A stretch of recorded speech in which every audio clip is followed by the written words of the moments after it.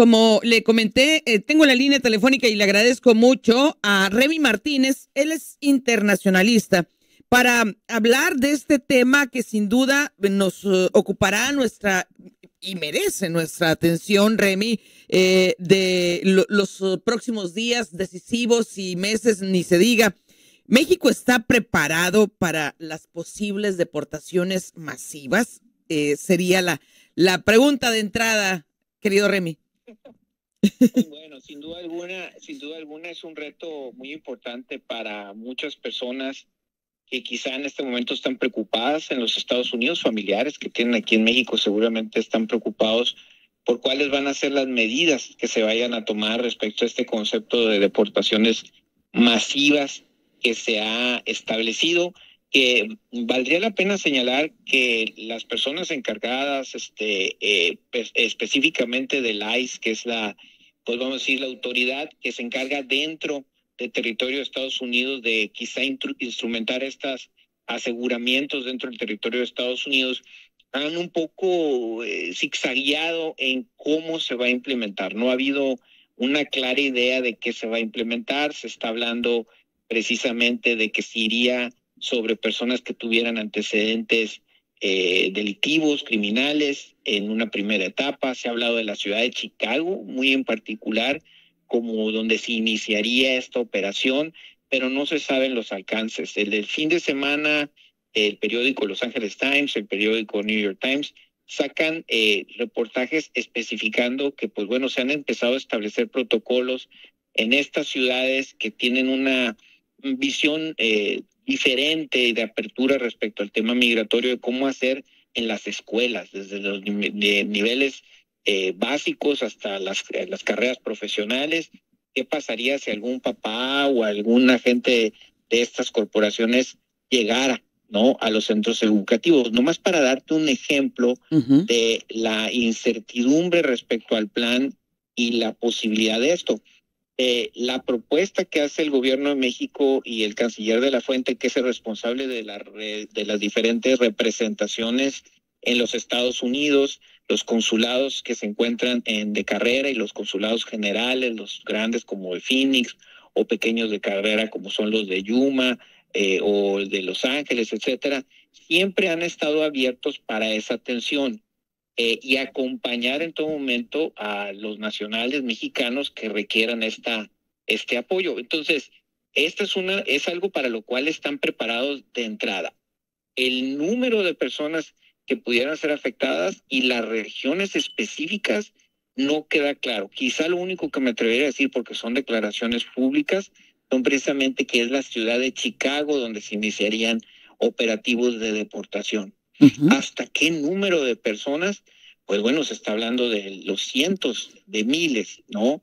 Hasta casi llegar a 1 millón de personas en el tiempo de la administración. Entonces, pareciera que realmente lo que va a haber va a ser un ambiente no muy favorable para la migración, con todas las consecuencias, tanto la incertidumbre para las personas, las familias, y el impacto también que se ha mencionado mucho, es el impacto económico, precisamente porque la economía de Estados Unidos es una economía que está saludable hasta este momento, con una generación de empleos mensuales alrededor de los 200,000 empleos mensuales cada mes, lo que te habla de una economía que está en movimiento, con muchos planes de expansión, con la idea de una expansión de captación de manufactura, al menos en tecnología, necesidad de vivienda, etcétera. Entonces, el mercado del empleo en Estados Unidos es uno, pero habría que entender que el tema de la migración en el ámbito político, social, el entendimiento de la sociedad de este problema,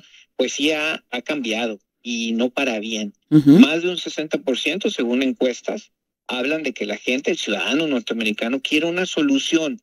Quizás las soluciones son de diferente magnitud, pero estas se entienden como un control sobre el tema de la migración, del movimiento de personas. Los años de la administración Biden, que coinciden con la vacuna, con ya una normalización, también coinciden con un incremento del número de personas que cruzaron en busca de asilo, en busca de oportunidades, de protección, ya no solamente de México, que sigue siendo el número uno en términos de aportación de migración a los Estados Unidos, pero también de otros países como Venezuela, Haití, Cuba, Nicaragua, etcétera. Muchas personas se movilizaron hacia los Estados Unidos solicitando estos juicios dentro del territorio y siendo liberados para esperar estas circunstancias. Otro de los temas añadidos a la migración es el tema de la seguridad de la frontera. Sí. Entonces, estas son las dos puntos importantes a considerar en este tema, la seguridad fronteriza. Todavía apenas el día de hoy, si mal no recuerdo, el New York Times habla precisamente de cómo le hizo México para el controlar el número de personas que buscan migrar hacia los Estados Unidos, hablando con esto de la muy pronunciada baja de cruces hacia la frontera de los Estados Unidos en los últimos meses. Entonces, la migración, al menos en este momento, viene a la baja en números. Ahora, el tema o la sensación o la problemática y lo que va a poner en un gran estrés a las autoridades mexicanas en los Estados Unidos va a ser atender estas supuestas deportaciones masivas, que como te digo, yo todavía no veo muy claramente cuál es el plan, ¿no? Pero me imagino que es de mucha preocupación y sentimiento para muchas personas que tienen familias en Estados Unidos e incluso para los que están allí, porque pues al mismo tiempo no hay una claridad, ¿no? Sí, claro. Estamos viendo, por ejemplo, cómo Tijuana declara emergencia preventiva ante la posible deportación masiva desde los Estados Unidos, con la intención de prepararse o de coordinar esfuerzos para la recepción de esas deportaciones.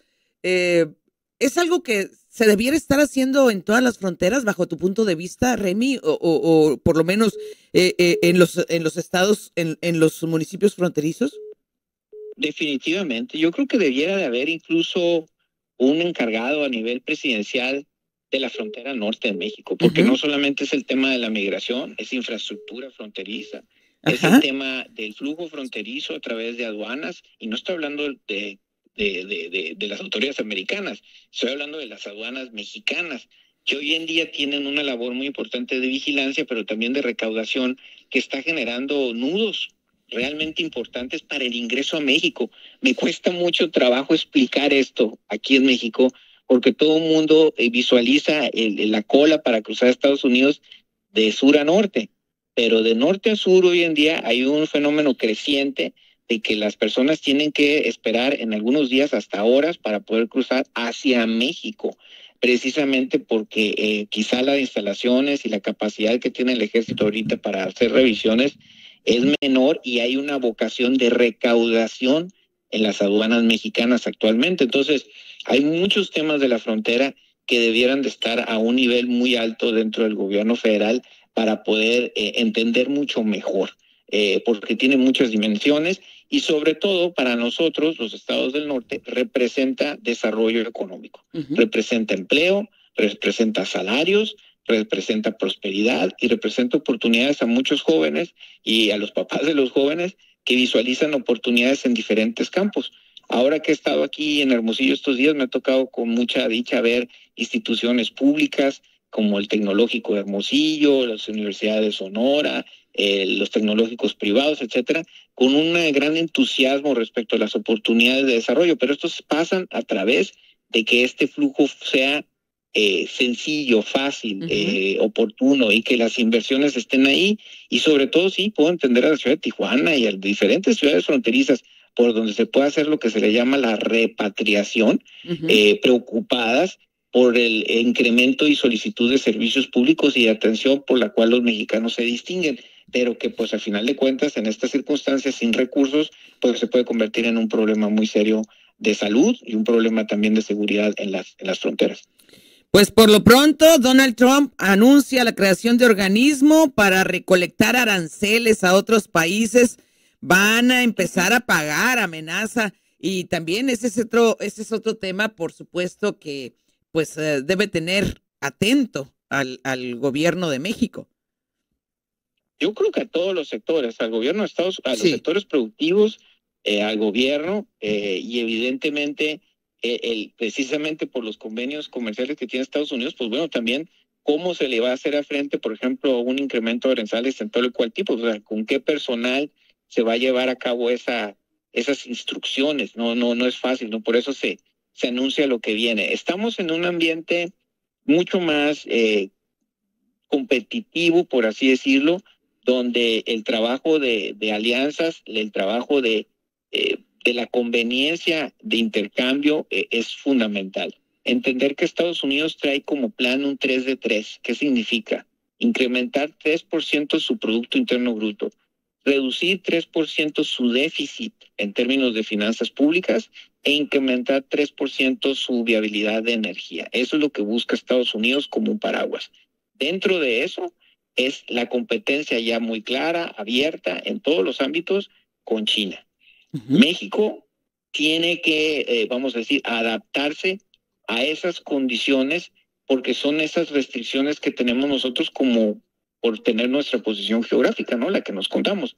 No dudo que los planteamientos como el que se hicieron ayer de Plan México, etcétera, y esa visualización que se tiene de tener una visión de sustitución, de acercamiento con los Estados Unidos es necesaria y debe de ser acompañada de las correctas políticas públicas, reglamentaciones y ojalá de recursos precisamente para poderle estar listos para obtener lo mejor de esta competencia, entendiendo muy bien que lo que viene pues está anunciado ya, ¿no? O sea, no hay que esperar más tiempo para poder accionar, porque de no hacerlo, el retraso, las complicaciones y la afectación sobre todo a las fuentes de empleo y a la oportunidad que te digo de jóvenes en el mercado laboral, pues puede ser muy drástica. En el fondo es difícil entender este cambio de paradigma,